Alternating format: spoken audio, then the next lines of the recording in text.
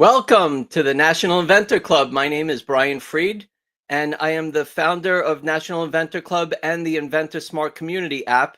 And we always look and find amazing guests, some that I've gotten a chance to know for a long time, others I just happen to meet, just kind of making my rounds in the industry. And we do whatever we can to bring you great information to keep your invention ideas moving forward. So thank you for joining us. We are in October 2025.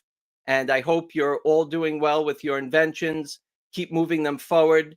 And we have more exciting information, resources, and tips for you to help you on your journey. So let's start off by bringing in Charlene Walters. She is been a friend of National Inventor Club for many years. I've known Charlene for many years as well. We did some podcasts together, worked with a network, a TV network.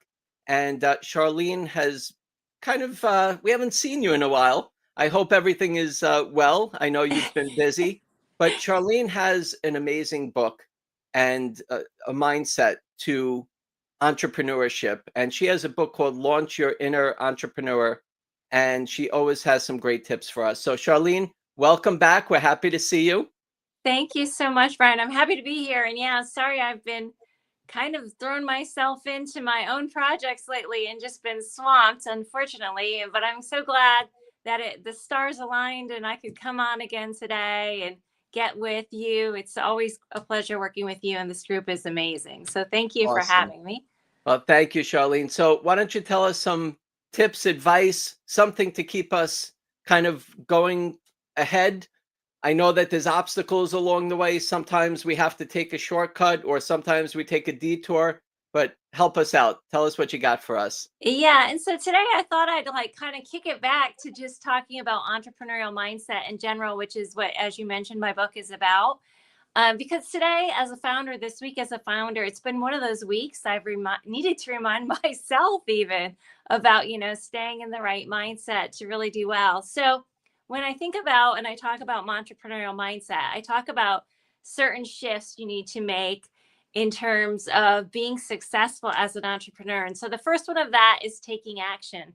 Obviously, you're all inventors, founders, you took that initial action to get your idea out there but it doesn't end there, right? We just have to keep taking action no matter what. If we hit a setback, we have to keep moving forward and kind of finding new paths to get things done. And then the other mindset shift that you need to have is sort of what I like to call embracing an entrepreneurial attitude. And that really means that so many people want to have this instant success, right? Myself included. But it never kind of works out that way. You have to kind of pay your dues and figure out why you're doing it and kind of stay aligned with that as you move forward. And another mindset shift that we need to have that many of us know very well is cultivating financial confidence, right? We're always dealing with money for our startup, money for our invention. And that means we have to get good with bootstrapping and budgeting and really just identifying and eliminating any financial or money blocks that we have, because we've got to keep coming up with that money to keep things moving forward. And then we want to raise money and we want to attract customers. So really having that confidence is really paramount to our success. We have to also be great with organizing our time, right? Setting goals, prioritizing our time and sticking with them to make them happen on schedule. And then getting better at things like leadership. And then next going into growth mode when our invention, when our product, when our service, our company takes off. So all these things are important shifts we need to make and stay on top of as we move forward. And then it's just about kind of repeating them, right? Rinse, repeat, keep going, moving ahead towards our goals. And it's that mindset. I know, Charlene, you usually have a DR in front of your name, Dr. Charlene Walters, right? Yes. So I'm sure that there's it not fell only off today. No, it's still there. It's just out That's there okay. in the digital realm. But yes, I'm a doctor. I'm a professor too, and I do some coaching. I do a lot of different things. But like all of you, I'm also a founder and understand your struggles. And we all need to remind ourselves from time to time what it takes to keep going and get on top of our business and make our invention, make our passion a reality. Thank you so much. Charlene, you have a copy of that book so we can see what the cover looks like? Even though we're not supposed to judge it by the cover, we see you too. So Yes, it's called Launch Your Inner Entrepreneur. You can find it Amazon, Barnes and Noble, anywhere books are sold. And I wish you all the best of luck with all of your entrepreneurial journeys. thank you so much, Charlene. We'll see you Thank again you, very Brian. We'll soon. see you soon. Thank you. All right. And by the way, we are currently live streaming in the Inventor Smart Community app, LinkedIn, YouTube, Facebook, and we have Steve Greenspon tonight. He is he is the founder of Honey Can Do. He built his company up to $111 million and recently exited. We're going to hear his journey and plenty of tips and advice along the way that he has for entrepreneurs, inventors, startups, whatever you want to call yourself. If you're interested in licensing, you're interested in manufacturing, talking to buyers, setting yourself up to pitch, he's got it all. And I'm going to pick his brain tonight for you. So I'm excited to have Steve on in a little while. Before we do, let's have Elizabeth Doherty. She is from the U.S. Patent and Trademark Office. She is the Eastern Regional Outreach Director. And I think you're also covering several other ones. So how about I let you do the intro? Thank you, Brian. And it's a pleasure to be back on tonight with you and your audience. I love coming to the National Inventors Club. It's one of my favorite places to pop into on an evening.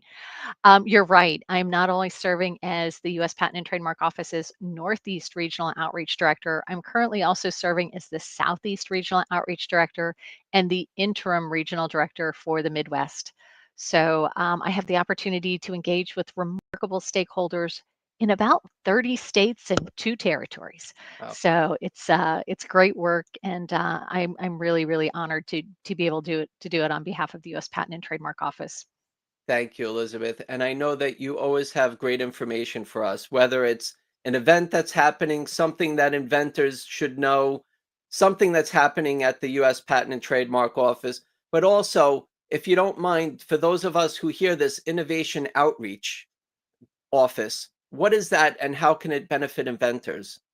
Great question, Brian. And I appreciate that for kind of setting the stage and like laying the groundwork for what we're going to talk about tonight.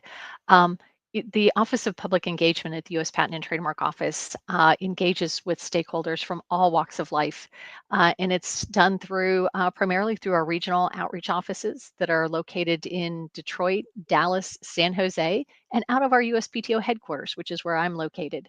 And we engage with stakeholders, whether they're independent inventors, colleges and universities, K through 12 audiences, legal communities, small businesses, anyone who's interested to learn more about the role and importance of intellectual property.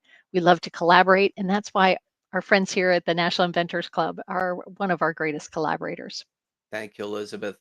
So what's happening at the U.S. Patent and Trademark Office? I know there's some new people that are running the patent office. I know that there's different events. I'm getting some great emails of Fantastic. activities and boot camps that are going on. So maybe you can share what's hot right now. Well, Brian, what I was going to share this evening is 3 things, and I'll keep it short because I know you've got other guests coming on behind me. One of which is a program that was announced very recently. There's 2 pilot programs that I'm going to talk about first and foremost.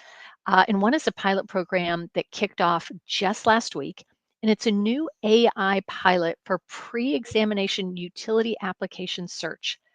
Applicants, in applying for a patent, can apply through a petition process with a small fee to receive a pre-examination search conducted by an internal USPTO AI tool. What's going to happen is if you elect through the petition process to have this done, we're going to provide you with 10 results, 10 results for you to take into your consideration with regards to your application. It may make you decide to file a pre-examination modification and amendment. It may make you think about maybe deferring your examination while you further refine. It's going to give you the opportunity to kind of reflect on what's in your sphere of endeavor, but it's also going to allow the USPTO to continue to refine AI tools, both for the public and for the examining core. So I think it's really what we'd call a win-win for both sides. Mhm. In this pilot program, we are going to accept 1,600 requests, 200 for each technology center. So whether you're filing in a chemical, electrical, or mechanical technology center, each of those centers is going to have the opportunity to accept 200 requests for this early pre-examination AI search pilot. I'd like to tell you next about another pilot program that was just announced, and it is our streamlined claim set pilot program, and it's to help us reduce the patent backlog. We are suggesting that for applicants who come in with one independent claim and 10 claims total, and that can be done through a preliminary amendment if you've already filed, or if you are preparing to file and want to come in with a limited claim set and file a petition, that we will expedite your application for examination.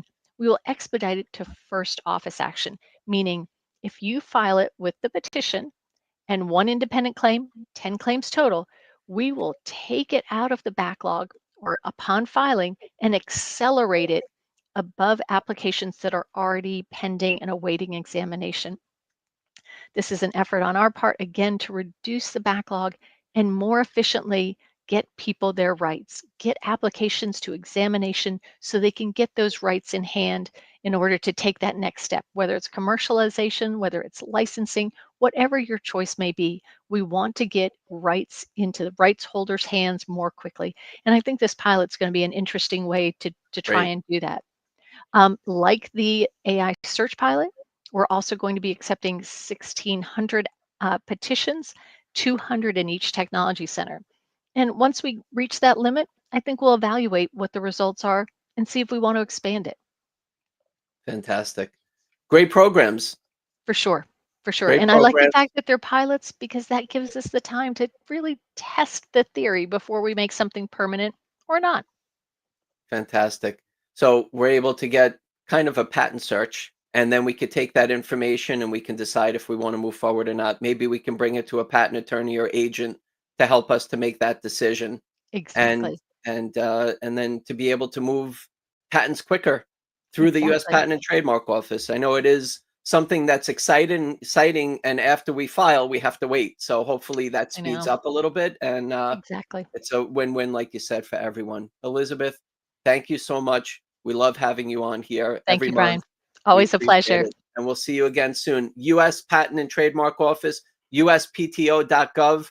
They have an amazing inventor and resource center on there. You can go on, you can find it, and there's all kinds of tools and resources for you to kind of guide you in the intellectual property world. So thank you again, Elizabeth. Thank you, Brian. We'll see you Take care. soon. You too. All right, we've seen this guy a couple times, and I've been doing a bunch of interviews with him because he is freaking amazing. Freaking reviews. James White. He's got 1.5 million followers on YouTube, TikTok, Instagram. He is a busy guy reviewing products. Doesn't take a penny from anyone. Sponsorships, people want to slip him a 20, he doesn't take it. He tells you like it is. James, welcome again to National Inventor Club. Brian, always great to see you. So I know you've been busy. You have many, many reviews that are active. You've actually reviewed our main guest speaker, Steve Greenspon, and Honey Can Do's products at some point. So hopefully it was good. We have to look that up in your archives. That was like 7 years ago. That was quite a while ago. All right. Well, he's I think he's 35 patents in, so we'll see which one that you did review for him. But James, you always have some great advice. You're seeing products, inventions, all kinds of gadgets. Not hair dryers, right? You don't want hair dryers. You don't want to review hair dryer.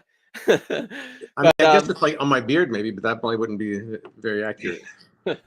So why don't you help us and give us some tips and advice that that inventors are kind of craving for the information that you can help us with.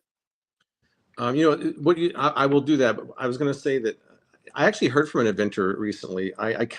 It was a product that I liked, but their instructions were terrible. And they actually wrote to me just today and said, thanks for pointing out how bad our instructions were. We're actually updating those. So it's amazing that it got that far. But, I guess it took me to call it out before they could really fix them. So, instructions can be, kind of important. I think sometimes some inventors may actually not realize that, people using their product for the first time don't have, a 10-year investment in time like the inventor does, though. You really have to sometimes lay it out in much more detail than some inventors like to do. So yeah, absolutely. Well, look, if hopefully everybody subscribes to your channel, but when they see you opening up a package, the first thing that you do is look for the instructions. You want to make sure that you're doing it right and following the way that they tell you. So you're right. Packaging and whether the instructions are on the package or in the package, they got to make sense. One thing that, speaking of like inventors and new products, in the last couple of years, Temu has kind of come along and taken over from where Wish was. Wish was the big one, and then Temu, for whatever reason, just kind of stole their thunder. But if you ever browse Temu, you ever wonder, like, they always have such weird things in there, like scissors with like tape dispenser built in, or what is this thing? What's that supposed to be? Like a finger glove that has a magnet on it. They have weird cells. People like weird stuff. Like, and that's, they like to watch my reviews because I try to see if it works or not. But sometimes, like, what about this? Like, why would you need a gigantic watermelon knife like that? And does it work? Actually, it does work quite well. Or the staple-free stapler. I love that thing. It doesn't use staples. So those are the things I just, that catches my eye. And if it catches my eye, it tends to catch the eye of a lot of people browsing online. Do you think there's a theme? You think there's a theme to the ones that you really like? I think they're all unusual, and they all try to solve a problem that hasn't really been solved before. So, like this is one of those ones. It's like tape in a. I haven't used this. I haven't tried this one yet. This is one of my next videos. But a tape dispenser built into scissors. I can already tell you one problem with this one. It only uses 1/2-inch tape, which nobody uses. So once you finish, you're done. You throw it out. Well, I actually bought. So I had to go on Amazon and find some 1/2-inch tape to see if the refills work. Oh. Nobody buys 1/2-inch tape. Like you come up with this cool idea and you use a tape size nobody uses. Like it was one little detail, that just kind of killed your product. Well, we are going to hear from Steve, and he's going to also pick on inventions that he's seen that could have been, but maybe just needed something a little different to pique his attention as a licensee, because he was on the side where talking about products. If there was a product that came to him that he liked, he would license it. So let's say an inventor earns royalties, or he just says no. So we're going to get into his head and learn a little bit about what made a good product or a great product, right? And building his company up to where he did. So I think that a lot of the successful inventors are the ones that aren't so married to their product that they can't take criticism early on. Some people just get they just dig in and they won't concede anything. And absolutely. I think that's not to their benefit. James, thank you as always for joining us. We can use as much information and advice as we can get. So thank you. And for those of you who have a product, not a hairdryer and not a lawnmower, because he lives in Las Vegas and he has a rock garden, he doesn't have any grass. So if you do have an invention that you feel is relevant, first off, go check out his channel, subscribe to it, watch a couple of them, see if your product makes sense for sending it to him. And I also have his address, his P.O. box address that you can send the samples to. So we could keep in touch. James, thank you as always. I'll catch up with you this weekend. Thank you. Always my pleasure. Speak to you soon. Bye-bye. Bye-bye. All right. I just wanted to take a moment and introduce Andy Katz. He is our VP of Operations. All those beautiful emails and notifications and newsletters. This is the man behind it. Andy, thank you for all your support and everything you do and making it possible for National Inventor Club and the Inventor Smart community to keep ticking. We appreciate it. Thank you. Thanks for having me here, and I'm happy to support inventors. Thank you very much, Andy. We'll have you back doing what you do best, right? Absolutely. Definitely. Thank you so much. We'll see you soon, Andy. All right, let's get Steve Greenspon. He is a consultant to consumer companies. He's got some following. For those of you who are watching on LinkedIn live stream, and I think you also hit your Facebook on the live stream. You have your audience watching. I have mine. We have inventors, entrepreneurs, startups, some with a big idea in their head, some they're further along the way. They're in retail. They're trying to get in retail. Somewhere in between, maybe they're struggling with a prototype. They're trying to refine their invention to make it perfect, whether to manufacture or to show a potential licensee to earn royalties. But we're going to go through all that. I'm going to pick your brain, Steve. Hopefully you'll be like, oh my gosh, I'm so happy this is done because I'm exhausted. I hope you're okay with that. That's good. All good. So my only request is that you lower the expectations, because you're building me up here, and well, people are going to expect me to say something smart. Well, you know what, Steve? I think you and I have known each other for well over 15 years. Yeah, so right? Since junior high. Yep. Since junior high. We've met at the Inspired Home Show, which used to be called the International Houseware Show. Yep. And I know you've had a great experience there, and because of there and being able to showcase Honey Can Do, which is your baby, building that up. So, Steve, thank you for joining us. If you can take a moment to tell us about yourself and how we have you as our main guest speaker tonight. No, I appreciate the invite, Brian. Thank you, and it's so great to hear about freaking reviews and the USPTO and the book for entrepreneurs and of course your team. So appreciate you having me on. Thank you. As you mentioned, I founded Honey Can Do in 2007, had it for 18 years, grew it to a little bit over 110 million in revenues, sold it earlier this year. Honey Can Do was a leader in the storage organization and laundry care products. Things like shelving units and coat hangers, laundry hampers, drying racks, and related products, ironing boards and clothespins, and all sorts of housewares items. At one time, we owned a wok brand and got into a number of acquisitions, which we'll probably talk about a little bit later. But sold that earlier this year. I'm a former chairman of the International Housewares Association. Prior to Honey Can Do, I had run a couple of other companies within the consumer space and the building product space. Run marathons and do triathlons as a leisure activity these days. I'm not winning any of the races, but my only goal is to finish and not get hurt. Sounds good. And you are in Chicago? Located in downtown Chicago, exactly. That's great.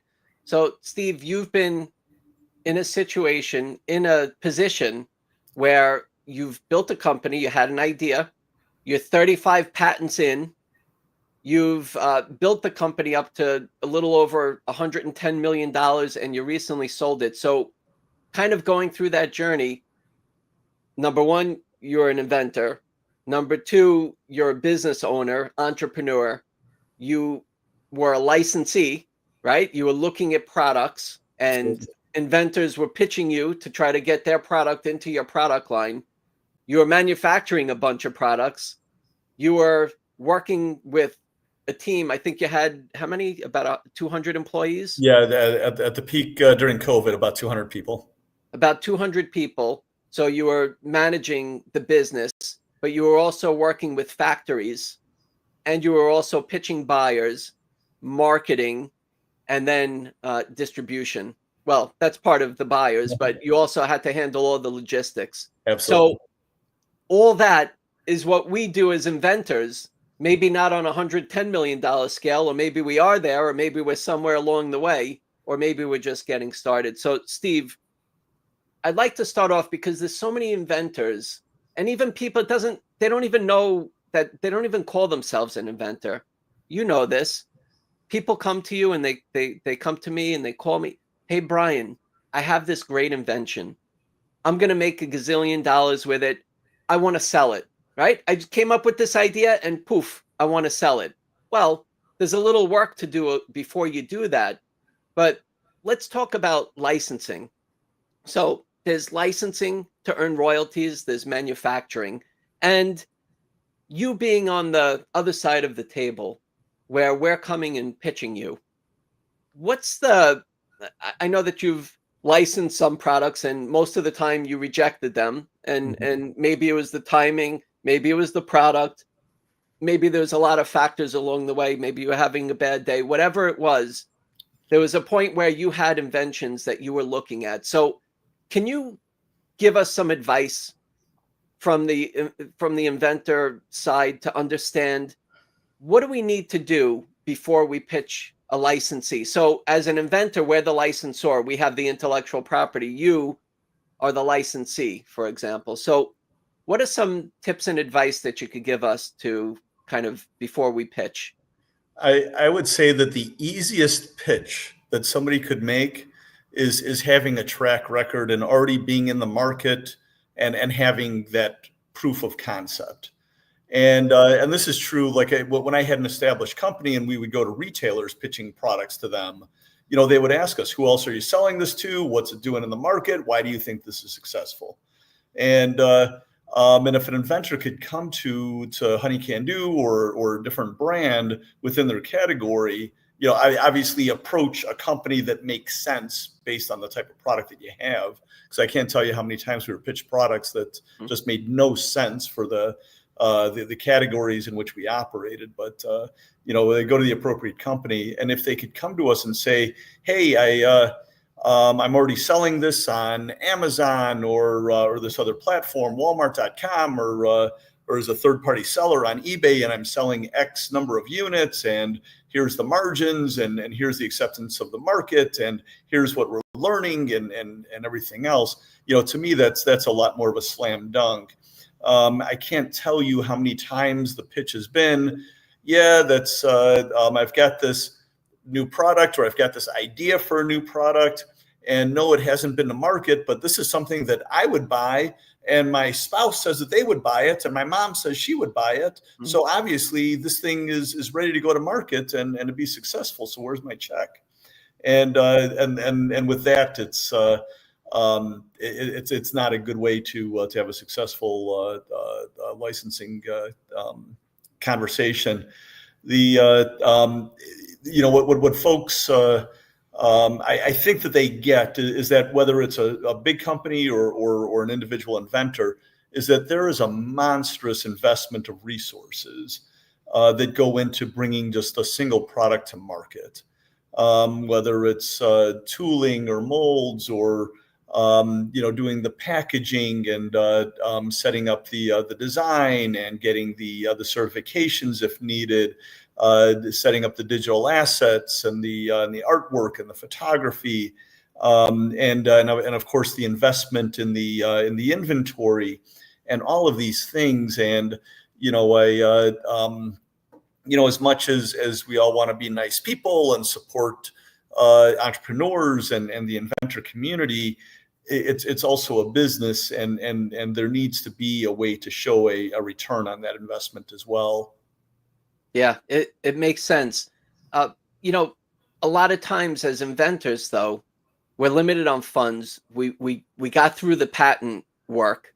We're patent pending. Maybe we have an issued patent, and we don't know much about manufacturing and getting into all that and setting ourselves up on Amazon. So sometimes there's inventors that are going into this saying, I just want to come up with the idea. I want to protect it. Maybe I'll build a good prototype. I show you, Steve, and you guys can run with it.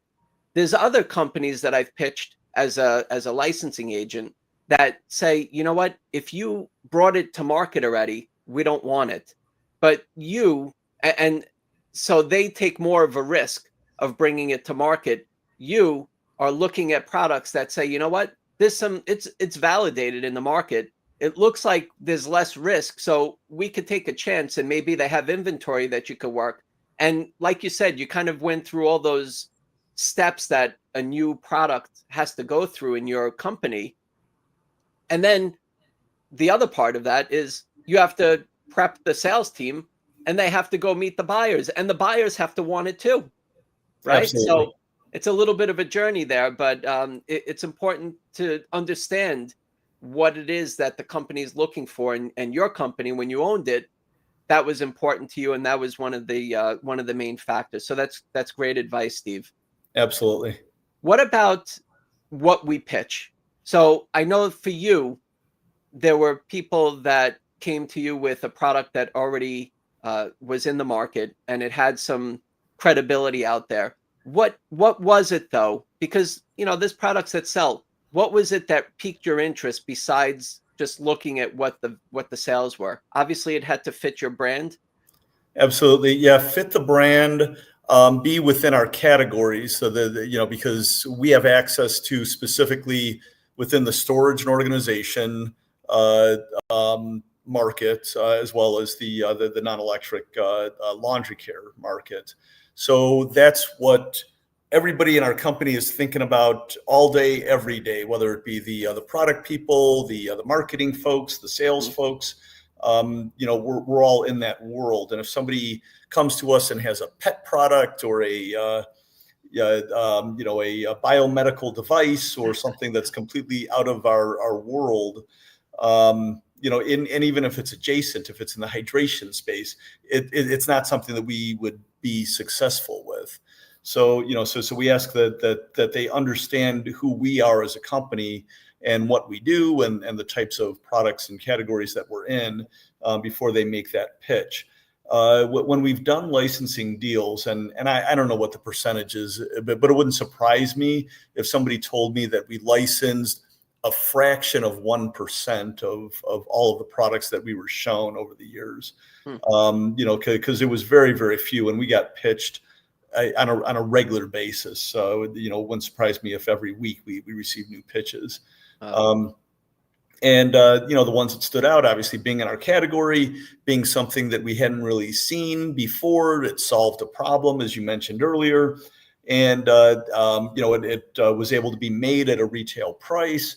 The packaging and the logistics could be done in a reasonable way. It had already been vetted in some way by the market. Even if sales weren't over the top, if we could see kind of a path to get this thing to strong sales, by putting our efforts behind it, then it was something that we would take a look at investing in.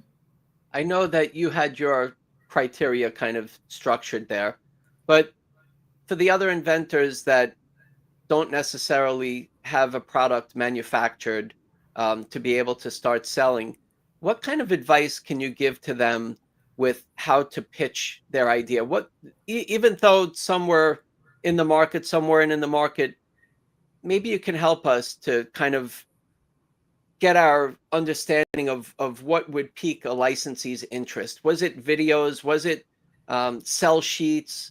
Was it just static images? Did we need a prototype? Did we need to ship you a prototype to test it? Did we need to call you 5 times a day? Give us some advice. Yeah, it's I will say, and I know this from other folks within the housewares industry, is the decision makers are not always open to having inventors call on them directly. It's probably within most organizations, it's probably the vice president of products that are really the influencer and the decision maker that you want to get a hold of in that space. And also, I mean, in some cases, they might license out some of their product selection to an outside firm if they're a bigger company. And maybe finding out if that's the case and pitching to them. There are folks within the housewares industry that actually are third-party designers and providers for companies. And I say this for the housewares, they might also do hardware companies and companies in a wide range of different industries.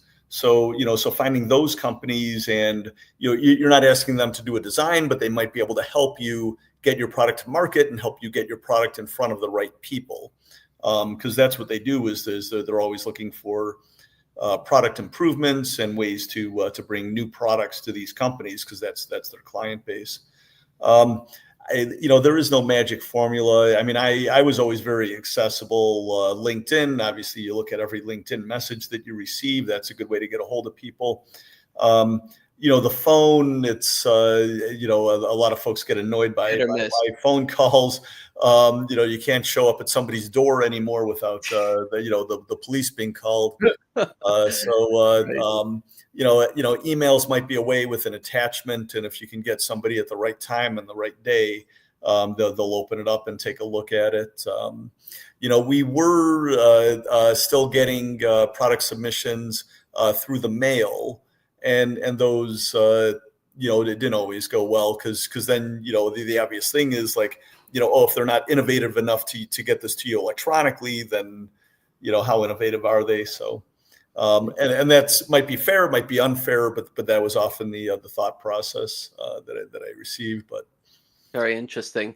I know that there's kind of expectations that you probably have, and people kind of reach out and say, Brian, I want to give away 5%, 95 for me and 5 to the licensee, right? I'm sure that people probably came to you and they go to other industry, potential licensees, and they have certain expectations. Most of the time in the housewares, from my experience, is anywhere from 2 to 5% royalty, and that's of the wholesale price. So if something costs $2 to make, and they sell it to wholesale to Walmart, let's say for $5, and Walmart sells it for $9.99 on the $5 wholesale, let's say you earn a 5% royalty. That's 25 cents per unit. Does that sound about right, Steve? Yeah. And if you don't mind, Brian, before we go to that question on the royalties, just wanted to have a shout out at trade shows also. Oh yeah. I know at the Inspired Home Show they have the Inventors Corner. If they're still doing that, and that's a great place to get in front of retailers and brands as well. If you have an invention, I think it's a nominal cost. You might be more familiar with it than I am to have some space there, because they purposely want smaller companies and entrepreneurs and inventors in that space there. So absolutely, and there's trade shows in every industry. Absolutely, you gotta find them. You gotta go to the companies that are the players in the business and see which trade shows they're going to. Yep. And get out there and walk the floor and see what it is, right? See your competition, see what's trending, meet people. Like I've gotten a chance to meet Steve for all these years. Go ahead. Absolutely. Yeah. And obviously that's how you get to know the industry, and they're right in front of you. They're not running away from you when you walk up to them at the trade show and you have the opportunity. Well, yeah, maybe they would, but it's a great way to get feedback, and even if it's constructive feedback, it's all feedback is helpful in some ways. So that's a great way. So sorry about that. Back to your question on the royalties. Yeah. Just to point something out there, and I know that you understand this, Brian, and for everybody else. So within your example of that wholesale price of $5, that doesn't mean that the company is making $3 of profit. Obviously, that's the gross margin. But every company has investments in the logistics to get it to their customers, or to get it from the manufacturer to their own warehouse. They have investments in marketing and promotions and salespeople and promotional materials, and obviously within their companies they've got accounting and HR and all the different departments to support that. So the overall profit margins that I've seen, especially within the housewares industry that I know best, are typically anywhere from single digits to very low double digits. So they're not making these monstrous profits, and the inventors feel like they're not getting their fair share of only getting 5% commission. You figure if a company's overall EBITDA margin is let's say 10% for maybe a high performing company, and they're giving the inventor 5% royalty, it is significant for that product, for that company. So so that's why these decisions are not made, are not taken very lightly in absolutely these cases. But typically depending on the product and where it is in the process, and maybe the retail of the product and the potential for it, and if there's competition for it. I've seen commission rates anywhere from 2% and maybe on the high end, maybe as high as 8% or so. Yeah, and I think it's also based. I know Kara, she's on here, and she's talking about, you have certain niches that you've worked on. Again, Steve sold his company, and I got him to tell us his secret sauce and what he did behind the scenes. But we're just talking about when you go to potential licensees, Kara. So if you're looking at licensing and you have, it looks like in the shoe business, you probably want to go to the players in the shoe business and see if they're interested in your intellectual property. Most of the time, that's what they're going to license, is the rights to your IP, where they're going to have a competitive advantage in the market and be able to have it for a certain amount of time, that they're the only ones selling it and you both earn from it. Right, Steve? Absolutely. Yeah, and I don't know if there's I'd assume that there's a trade association for shoe manufacturers, that there's a trade show for the shoe industry, or maybe it's part of a larger apparel industry or hosiery or something like that. But certainly that's where you want to be if you're in footwear. So just kind of going through, that was the journey of licensing. And as long as, obviously the terms of the agreement and besides the royalty rate, the distribution channel, the expectations and forecasting of how much you're going to sell, and if it's exclusive, non-exclusive, obviously it should be exclusive if it's in the same category. If it's Absolutely. in a different category that you're not selling, okay. But if it's the same and you're going to compete, it doesn't make sense, right? Absolutely. So let's continue now on this journey. We have some options as an inventor. Do we want a license to earn royalties and possibly work with a player in the industry? They manufacture it, they distribute it, and us as the inventor can earn royalties from it. Or maybe we do want to manufacture it. We want to build a brand. Maybe we tried to license it and we hit a brick wall, and all of a sudden we start manufacturing and selling it. And then we go back to a company like what you had, Steve, and you say, you know what? Yeah, you have some proven sales. I'm interested. Let me take a look. You've already validated the product for me. So now 35 patents in, you built this company, you had to start manufacturing. What was that kind of aha moment for you to say, you know what? I need to start working with factories to build my product, which I think it was an ironing board, if I remember. So yeah, our first products were primarily garment racks and drying racks. But so I'll say this up front, and this might be counterintuitive to a lot of your audience here, but I didn't start the company because I had an idea for a game-changing product. And to be honest, our best-selling products were fairly basic items. We became the number one provider in the United States of ironing boards, and we certainly did not invent ironing boards, and we certainly did not make a significant change that changed the world of the way that they use ironing boards or the way that they iron their clothes. We were the number one provider of clothespins, which has been around for over 100 years, and we did not reinvent that product at all. We had some little subtle changes to the designs and made it a little bit more user-friendly and a little bit stronger design, but we certainly didn't invent a new way to hang clothes. Number one provider of clothing drying racks in the country as well. And there we had some fun designs, some unique things, but I certainly wouldn't say that we changed the game of drying clothes in any way. What we did differently was kind of how we went to market. We embraced e-commerce and online shopping well before anybody else in our category did, and made it very, very user-friendly for the retailers and for consumers. We had a world-class warehouse, so we were able to get products out quickly, efficiently, and accurately. We had great packaging, so when the product was on the shelves, it would be selected. We found ways to bring products at a great value for consumers. That got us there. And we also had what I would call a full line within the category. For a lot of the retailers and the retail buyers, if you can, anything that you could do to make their job easier, they'll embrace it.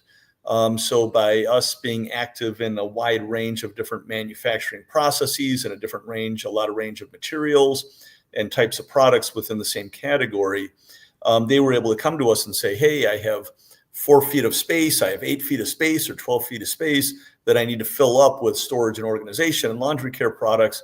And we became essentially a one-stop shop for them. And that was a huge part of our success formula over the years as well. But, as you mentioned, I had the patents, and we had a phenomenal product team at our company that were always innovating and always looking at the market and studying the data and coming up with new ideas and presenting them. And we were considered the design leaders within the category by a number of retailers. But those were and products, but the basics were always the best sellers. And really what our company did was we innovated in other ways, in addition to having great product. Obviously our products worked, and they worked well, and they were great designs, and they were, we backed them with a strong warranty. But they weren't necessarily, I didn't start the company with this phenomenal idea for a game-changing product. And it doesn't have to be. Yep. You started it along the way. You said, you know what, this is working, or maybe it's not working, or maybe I'm hearing my customers say that we're having some issues with something, and you probably you saw the problem and you figured out the solution, and all of a sudden, patent number 1, patent number 20, patent number 35. And what's interesting also, Steve, and this is kind of interesting, is I always talk about the window of opportunity. There could be people out there that have a certain niche product. Even Kara, I know where you're asking some licensing questions. We're on manufacturing at this point, but if you have a woman's shoe, you probably lost half your audience, right? With kitchen, storage, laundry, you probably have a bigger window of opportunity. I'm not saying that there's not a need for other niches, right? But how many people have a kitchen? When I was on QVC and I had a product that I would show, it was a bag sealer. But then I said, you can use it in the pantry. You can use it in cereal. You can use it in the freezer. How many people have a kitchen? That's how I won. And you're doing the same or you did the same in that industry. So Steve, I know that you kind of started with almost a generic product and built it into this brand. But for inventors, if you could just give us some advice on the manufacturing side. We have this idea. We want to start a brand, right? A product is a product to start, and then a brand. Maybe we have an anchor product, our invention. What's some advice that you can give us starting off manufacturing? Yeah, and today the access to manufacturing is so much stronger than it was when I started my company in terms of finding it. Within the last 6-7 months, obviously things have changed in the United States related to tariffs. So, what I tell folks is that if you don't already have a legacy cost in tooling and molds, and if your product is relatively low labor, and if the infrastructure exists in the United States, you should probably explore seeing if you could make the product at a reasonable cost, an effective way within the United States, because that would relieve a lot of headaches at this point.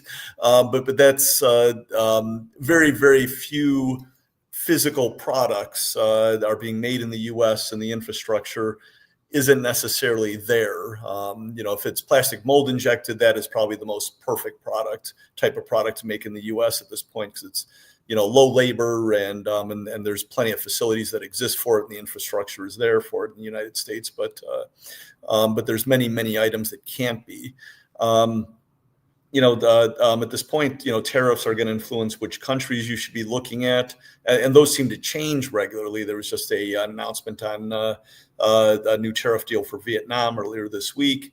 So keep your eyes on that, because it's a big investment of time and potentially money wherever you choose to make the products. And if you choose the wrong partner, then in many cases it's a sunk cost, and you'll have trouble getting your tooling back after you've made that investment. So try to minimize it as best you can. See if you're if the manufacturer will take on that risk and build it into the price somehow. But now the internet is probably the best resource. For finding manufacturers. You can go through trading companies or other brokers in order to do it.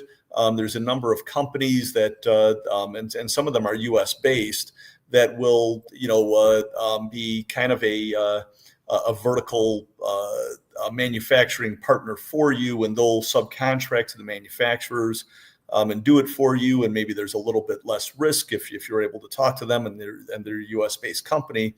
But of course, you're paying for that, for that, taking the risk away and for making things a little bit easier. So you have to weigh that out there. But figure out what is the material and what is the process needed to make your product, and start with there and do a search online and see what comes up, and continue to search and.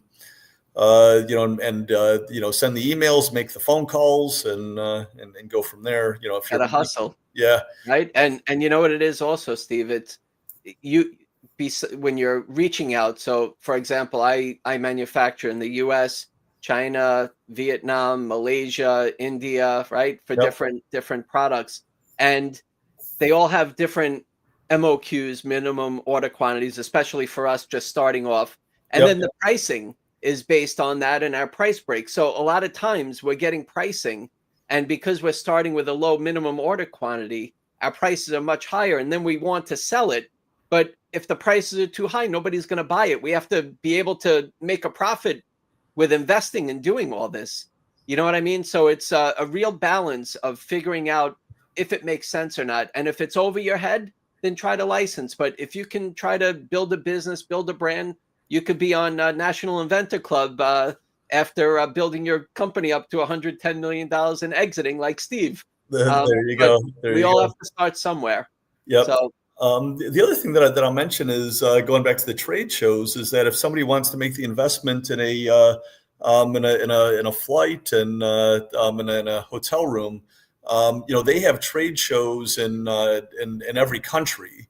Related to a wide range of different products, and there you're going to meet the manufacturers directly. So, if you have a product, and I'll use a shoe as an example, and depending on what the shoe is made out of, but if you find, hey, there's a trade show with footwear going on in Vietnam in January, and you decide to fly out there and attend that trade show. And you see companies with shoes that might have a similar material and a similar manufacturing process to your product. Bring your product there, and that's a phenomenal way to meet new manufacturers. Thank you, Steve. I know that we're getting close to the time. Are you okay? You're good. I know you have some company, but I want to pick your brain a little bit more, if that's okay. I all the time you need, Brian. Thank you so much, and I know the audience appreciates it. I know also that I'm seeing some of the comments that are coming in. I know that a bunch of them are your followers also that are kind of cheering you on here. So thank you everybody for your support. By the way, we do have an app for inventors.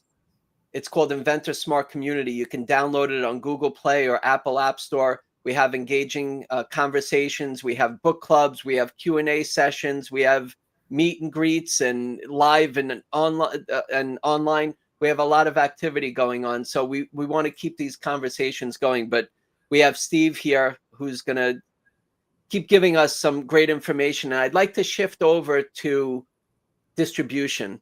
So here we are. We have this prototype. We have this product. We're at a point now where we need to market it. But I know that you've pitched a lot of buyers, and this is kind of interesting because I guess it can be whether it's a prototype or a finished product.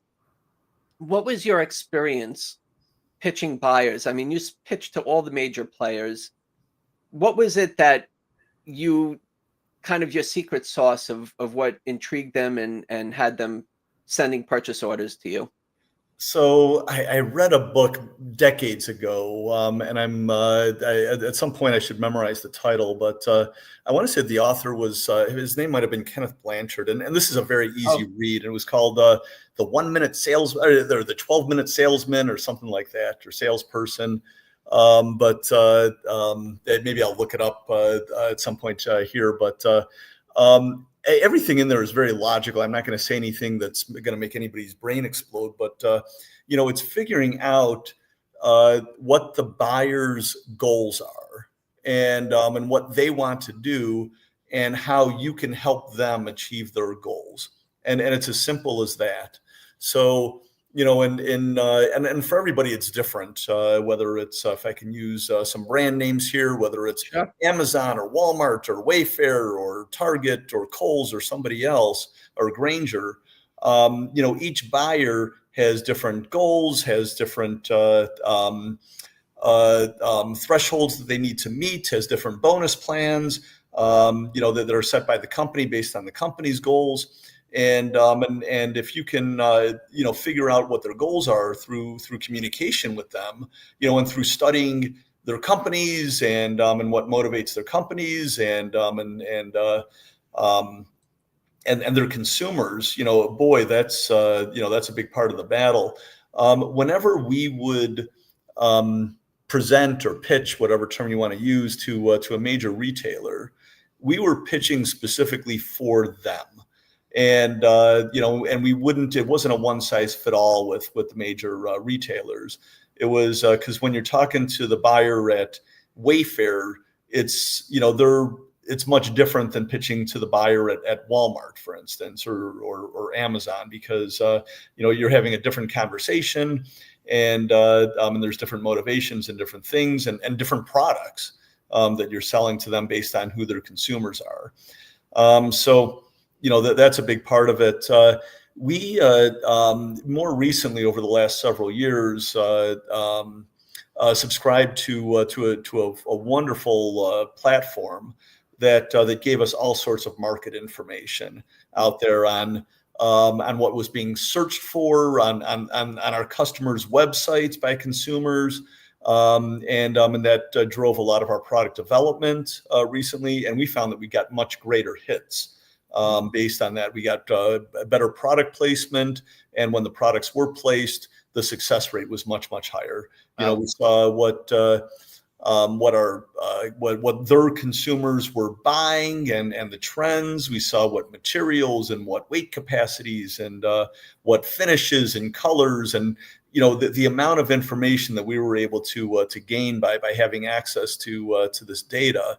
It was a complete game changer on there. It wasn't cheap, but we found the return made it very, very worthwhile.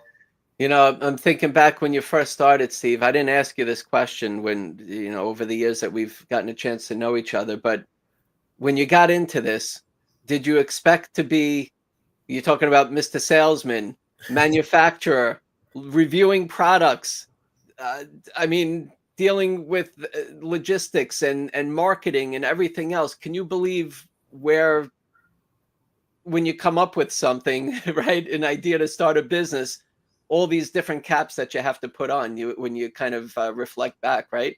Yeah, it's what I'll say, over the 18 years, I had a lot more great days than bad days, and probably a lot of your inventors and entrepreneurs can identify with this. But when things are going well, there is no greater feeling in the world, and when things might take a little bump, it's a very lonely and a very bad feeling as well. So yeah, absolutely. But it's I'll say in running a company, you get to be very, very adept at a wide range of things, and if you're fortunate, you're able to build a tremendous team that can handle all the different areas that you need. And I'll say I learned a great deal over the years from the folks that I was proud to call teammates of mine. That's great. We just back to the manufacturing for a second. So we're inventors. We have one product. should we be pitching buyers with one product? I mean, I'm reflecting back because I'm here in Long Island, and I had Bed Bath and Beyond headquarters here for a while, and I used to go there, and they'd be like, Brian, we love having you here. You have 6 products you're showing us. This one, no. This one, no. A lot of no's. This one, all right, let's put this. Maybe it's a different category. This one we love. This one, no, right? Or come back in 6 months. So, Brian, we like this one. We want to do something, but you're only going to have one SKU. You know, Gary, go to Gary, see if he wants to add it to his product line, and we'll do a 30-store test. These days, because that was a little while ago, Bed Bath is in its own world now. But I'm just saying, should we as inventors spend our energy and time to pitch buyers? Yes and no is the honest answer. So, boy, if you're an inventor and you can go to a brand and say, "Hey, I've got this major retailer that says that they'll add our product," and I'm saying in the stores, and I'll talk about online in a second, but in their stores, and and they want you as an existing vendor to be the vendor for them. That's a relatively easy pitch, I would say. And working out the deal and everything else. But for that, there's an existing audience, and there's other complications. I don't want to over ease the process, but that's great. It's hard, but Bed Bath and Beyond, and there's a new Bed Bath and Beyond, but I'm talking about the old one in Long Island. They were for a retailer that size with nearly 1,000 stores. They were very, very open to looking at new products and new innovations, and it worked for them for many, many years, and they were very successful, and their customers loved them because they would see different things within their stores. And that's a rarity. I will say that's an absolute rarity for companies that size. So on the one hand, I would say it'd be impossible for somebody with one product to get it into a major retailer. It's tough. Brick Right. and mortar, exactly. Right. And the way the buyers work, right? I mean, they have a certain amount of shelf space that they're in charge of, and they have to produce. So they have Johnson & Johnson, and they have Brian the inventor with his one product. If it doesn't do well, they can go to their boss and say, what do you want? It's Johnson & Johnson, right? Or they took a risk with us, but maybe we did prove that it had some sales and everything else to make them take a chance on us. But so what do we do, Steve? We want to get into a major retail store. We have one product. Maybe we build a brand like you, and then we start going in. Or what are the other options for us when we have one product and we want to see distribution, Steve? So today, more so than in the past, somebody with one product can get to market online through the marketplaces, and you don't even need to get it passed by a buyer. You could just sign up on any one of these many marketplaces yourself and get the product in the market and promote it yourself and set the retail and do the advertising, and you've got a company, by gosh, in order to do that. And as I was saying, if you can build your audience and make those initial investments and have a story, then it's a lot easier to go to retailers and go to the brands and be able to license your product or pitch your product or get your product some placement. Instant brands is probably the exception that comes to mind, but that's one out of how many, I'm guessing millions and millions and millions of inventions out there of one product to one inventor that is successful. And that's an absolute outlier exception to the nth degree. It's I would say if you can build that track record and build that, build the story based on bringing it to market yourself, then it's a lot easier to pitch it to others. You have a better chance. Absolutely.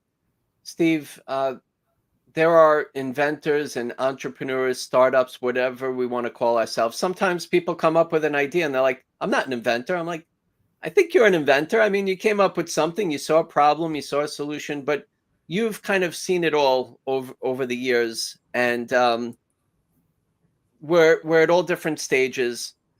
give us some final words of wisdom. I mean, this whole episode tonight was all about words of wisdom from you. But, some of us are beat up. We're getting our butts kicked. Some of us are seeing some success. We're dealing with trying to get through and manufacture, and we're just learning what a tariff is, or maybe we're knocking on doors trying to get a licensing deal and nobody's listening. Or maybe we have had some success. Give us some final words of wisdom from you, Steve.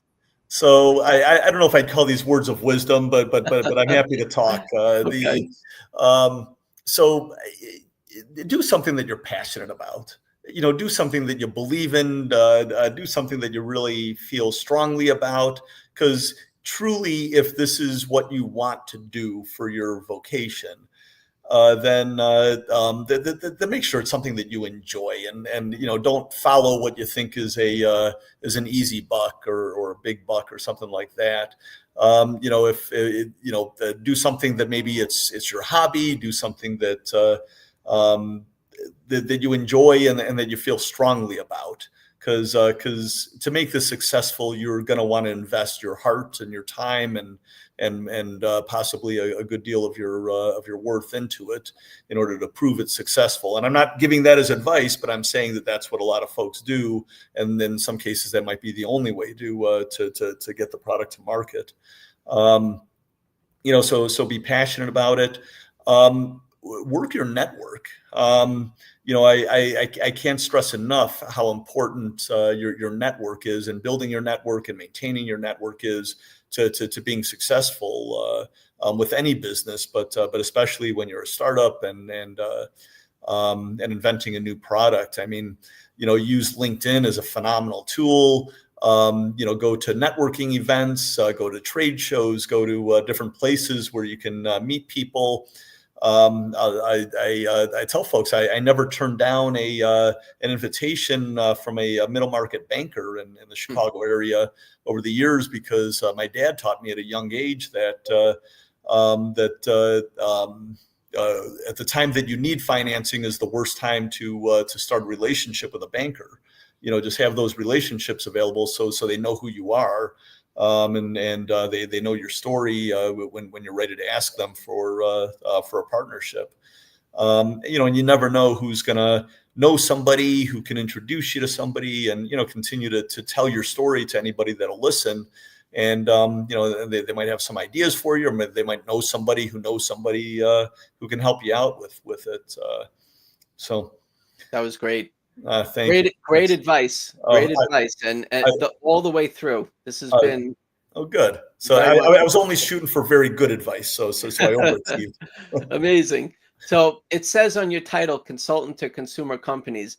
It seems like you are ready to rev up for whatever it is you have cooking, since we're in the housewares industry, no pun intended there. But you were in the storage and the laundry. So hopefully you have some good, clothes that are folded properly and ironed properly. Me, I'm inventing products in the kitchen. I've done a bunch of those, and I'm not really, a kitchen, cook or whatever, but I saw things that kind of annoyed me that I converted into, having 15 patents. So it's interesting. But Steve, I think you're just starting your journey. I mean, that was a chapter in your life. Me watching you grow up, in the industry. Congratulations. Amazing accomplishment. And I know you have so much more to go, and I'm looking forward to hopefully doing some things together. But Absolutely. What are you doing right now? For those of us who might be watching or listening and going, oh my gosh, Steve, I want to pitch my invention to him. What are you up to now? So we kind of set expectations. Yeah, so it's been almost accidental. I obviously, as the former chair of the Housewares Association, and just knowing people, I was in the hardware industry before that, and I've always kept a strong network, following my dad's advice. But we.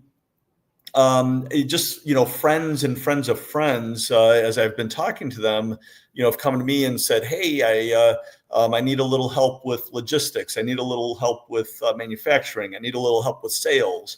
And I've been just working on that with some companies, and working within their budgets. This is something that, it's something that I enjoy, and I enjoy the people that I'm working with, and I enjoy the companies that I'm working with, and having fun. I was just started working this week with a company called New Air Appliances that make phenomenal beverage coolers, and working as their head of sales on a fractional basis. I work with a company called American Dream Home Goods, helping them with a number of activities.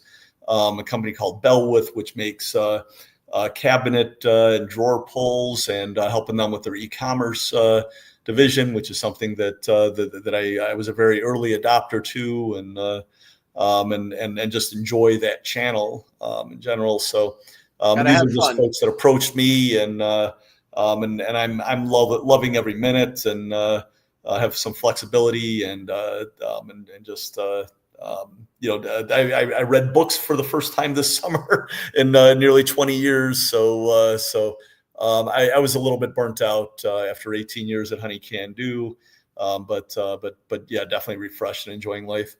Congratulations again, Steve. Let's keep in touch. Absolutely. Steve is active on LinkedIn. You can find him there. And I'm not sure if we can leave it a surprise, because I don't know your answer based on the time we kind of went over a little bit. But for all of you who are watching and listening right now, not when you watch it, in a week from now, after this, we have a after meeting networking. And you might see Steve in there, you might not, but we are going to talk about this meeting, and be able to help each other out. And as I always say, keep our invention ideas moving forward. Steve, thank you so much. This was amazing. It's just like getting into the brain of on the other side that's been there, done that. And, I could say things and other people, but you've done it, and we appreciate it, and where you are today. So thank you so much again. This was a lot of fun, and I envy the folks that are starting out, because I look back at those days, and just with all the enthusiasm and the energy and the adrenaline, and just celebrating the wins, and it's a very, very special time. So please, although it's frustrating and you're frazzled, do your best to enjoy it. Thank you so much, Steve. Hopefully we see you in the after meeting. If not, we'll keep in touch on LinkedIn, and thanks again. We'll see you soon. Thanks, Brian. Appreciate this. All right. I told you it was going to be. Let's see if I did give Steve that exhausting feeling, but I think he's pretty strong building that company up. He's got plenty of energy. So thank you again, Steve Greenspon. He is the former CEO and founder of Honey Can Do. That was very inspirational and informative. So for those of you who are still on, let's go into the Zoom link for our after meeting networking. And for those of you who are watching this and you're not in the app, please join us. It's free. Come in, set yourself up with a good profile, and come be part of the action. We're networking in there. We have all kinds of events that are happening, and we all are in the same boat. We're all looking to figure out a way to make our dreams a reality. Maybe it's residual income. Maybe we want to change our life, whatever the reason is, or maybe you just want to have a patent up on the wall. Whatever it is, it's exciting. Come join us. Inventor Smart Community on the Google Play Store or Apple App Store. We'll see you again soon. Thank you. Have a great night. And when you're in all these things, or you follow or you like us, you'll also get notifications on our next meetings that we have. We have meetings every single month. We have a huge archive of previous meetings, and we have all kinds of high-profile people and resources and information for you, so you can keep moving your invention forward. Until next time, have a great night. We'll see you in November, and stay tuned for our next amazing guest that we'll have then. Thank you. Have a good night.